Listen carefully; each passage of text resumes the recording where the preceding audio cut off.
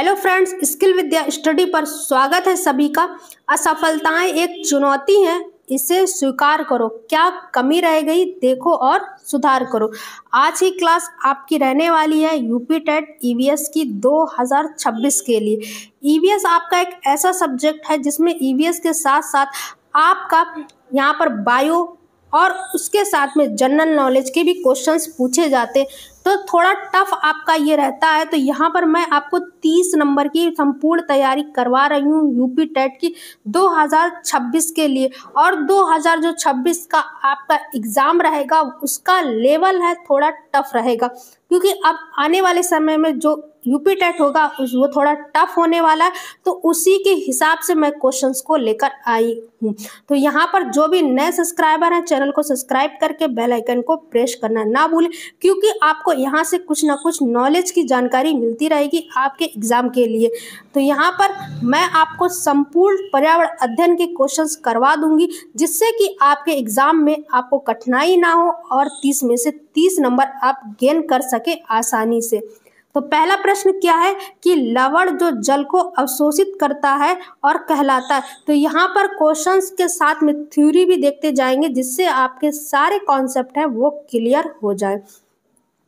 देखिए, लवण जो जल का अवशोषण करता है वो क्या कहलाते हैं, तो वो हाइग्रोस्कोपिक लवण कहलाते हैं, सॉल्ट कहलाते हैं। देखिए, हाइग्रोस्कोपिक क्या होते हैं इसको जान लेते हैं। देखिए, हाइग्रोस्कोपिक लवण की मुख्य विशेषता होती है क्योंकि यह अपने आसपास में उपस्थित जल के अणुओं को अपनी तरह आकर्षित करके उनका अवशोषण कर लेते हैं। क्या करते हैं, जो जल में उपस्थित अणु होते हैं उनका अवशोषित कर लेते हैं, आकर्षित कर लेते हैं, उनको अवशोषण कर लेते हैं। उनको क्या कहते हैं, हाइग्रोस्कोपिक कहते हैं। ठीक है, याद रखिएगा। और ये जो क्वेश्चंस है ये बहुत ही इंपॉर्टेंट है, 2011 में आपके पूछा गया था यूपी टेट में, वही क्वेश्चंस मैंने लिया है, बहुत ही इंपॉर्टेंट है एग्जाम के लिए। और कई बार ये क्वेश्चंस रिपीटेड भी हुआ है।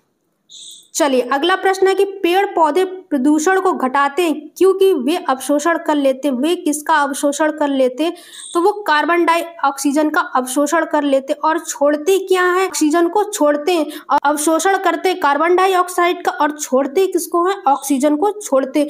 अगर हम वही बात करेंगे कि नाइट्रोजन कितनी होती है वायु में, तो 78% होती है। सबसे अधिक मात्रा किसकी होती है, तो नाइट्रोजन की होती। ऑक्सीजन कितना होता है हमारे वायु में, तो ऑक्सीजन होता है 20.5% होता है। इसके साथ में कार्बन डाइऑक्साइड कितना उसमें वायु में, तो 0.38% होता है वायु में कार्बन डाइऑक्साइड।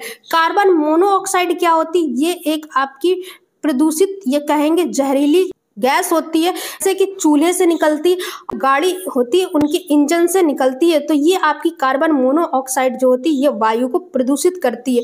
ठीक है, तो इसलिए ज़्यादा से ज़्यादा पेड़ पौधों को लगाना चाहिए, क्योंकि पेड़ पौधे क्या करते हैं, कार्बन डाइऑक्साइड को अवशोषित करते हैं और ऑक्सीजन को छोड़ते हैं, जिससे क्या होती है, वायु जो होती है वो शुद्ध हो जाती है। देखिए, उत्सर्जन करते हैं पेड़ पौधे, प्रदूषण को घटाते हैं क्योंकि कार्बन डाइऑक्साइड का अवशोषण करते तथा ऑक्सीजन को क्या करते हैं, छोड़ते हैं। चलिए, नेक्स्ट प्रश्न देख लेते कि भूकंप मापा जाता है। देखिए, तो भूकंप जो नापा जाता है वो रिक्टर पैमाने से नापा जाता है। देखिए, डेसिमल क्या होता है आपका, डेसिमल एक ध्वनि स्तर को मापने का यंत्र होता है। न्यूटन क्या होता है, न्यूटन को एन से दर्शाते हैं और ये बल मापने की अंतरराष्ट्रीय एक इकाई है, तो इसको भी याद रखिएगा।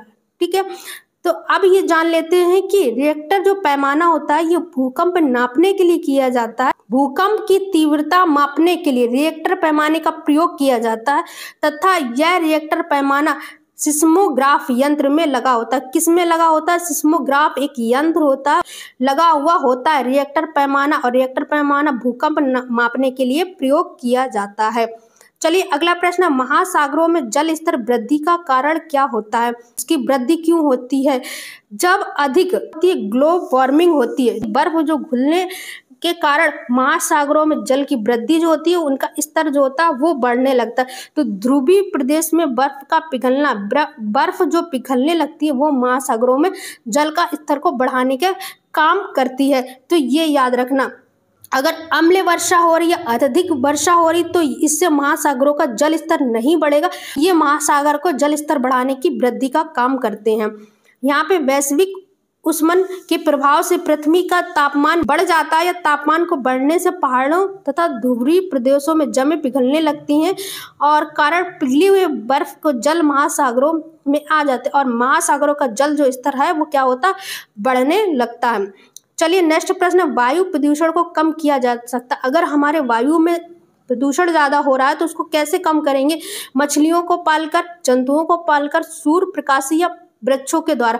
तो ये प्रयोग कर सकते हैं वृक्षों के द्वारा, क्योंकि वृक्ष क्या करते हैं, कार्बन डाइऑक्साइड को अवशोषित करते हैं और ऑक्सीजन क्या करते हैं, छोड़ते हैं, जिससे वायु क्या होती है, वायु जो हवा में प्रदूषित हो जाती है। इसीलिए कहा जाता है कि ज़्यादा से ज़्यादा वृक्ष लगाने चाहिए। तो इसका राइट ऑप्शन आपका ए नंबर हो जाएगा। देखिए, कार्बन डाइऑक्साइड गैस का उत्सर्जन वायु को प्रदूषण वृद्धि होती है, और इस वृद्धि को वनीकरण, वृक्ष रोपण के द्वारा रोका जा सकता है, क्योंकि वृक्ष जो होते हैं वो कार्बन डाइऑक्साइड का अवशोषण करते तथा ऑक्सीजन का उत्सर्जन करते हैं।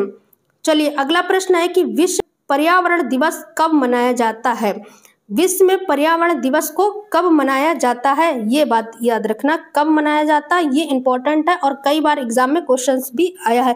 तो 5 जून को पर्यावरण दिवस के रूप में मनाया जाता है। इस बार की पर्यावरण की थीम क्या थी आपकी, ये भी याद रखना, क्योंकि हो सकता है कि इस बार थीम से क्वेश्चंस आ जाए।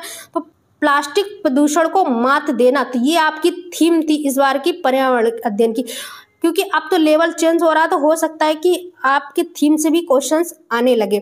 और 28 फरवरी को क्या मनाया जाता है, विज्ञान दिवस, और 22 अप्रैल को क्या मनाया जाता है, पृथ्वी दिवस, और 5 सितंबर को मनाया जाता है शिक्षक दिवस। ठीक है, ये भी याद रखना, ये भी इंपॉर्टेंट है आपके एग्जाम के लिए तीनों।